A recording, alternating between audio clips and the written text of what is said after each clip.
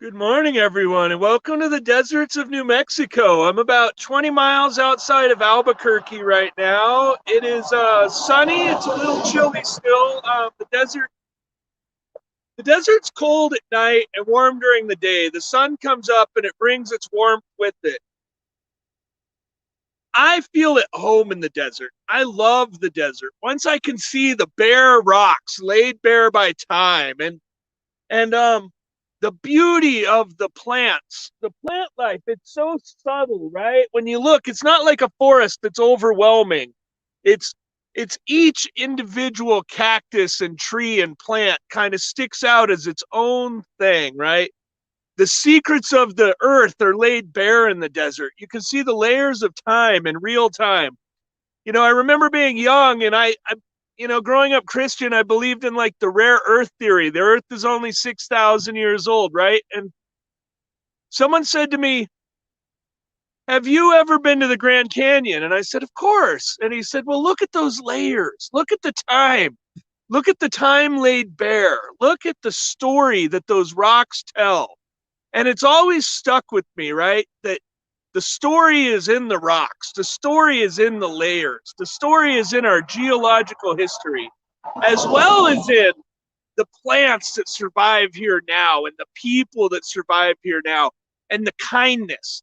Desert people are not friendly. They're not offering stuff all the time, but they're warm and they're kind and they'll bring you in and they will love you. And that is what's special about the desert, is that it's honest and that it's real and that it's not as bountiful as some other habitats, but what we have is here.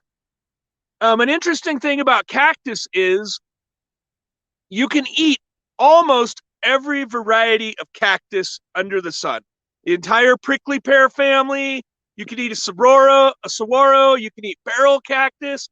There's a handful of cactus that are hallucinogenic because of alkaloids, and only one in Arizona, but they're all edible, right? And so it's not like a cactus is offering you food, like, "Hey, come eat me." They're thorny, and they're you know, but those fleshy pads of a prickly pear are amazing, and the fruits are so tasty.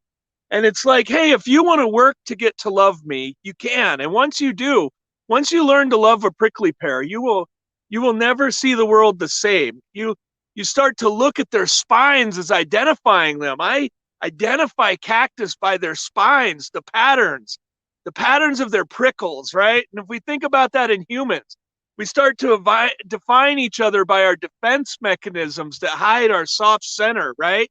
But the earth lays those secrets bare here. If I pan around, the sun's a little bright behind me, but let me whoops, sorry. I need to get better at this. Um Here, we'll just do this. See, it's just beautiful, and the mountains and the valleys.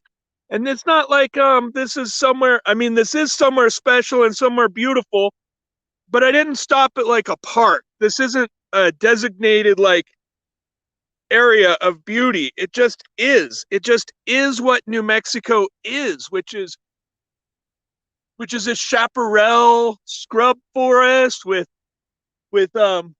creosote and sage and agaves and cactus, and it really just speaks to what nature can be. And when you think about the forests on the East Coast that I just left, think that this geology lives under that too.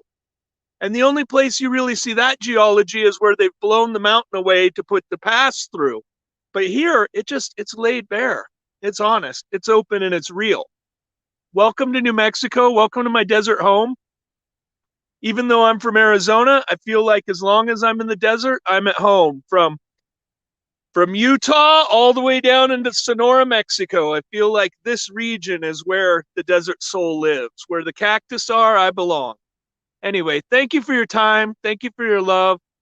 Um, I hope you get something out of this road trip. But let's let's start thinking about how to lay those layers bare, and how to keep your spines, but not to stab them, just to hold them.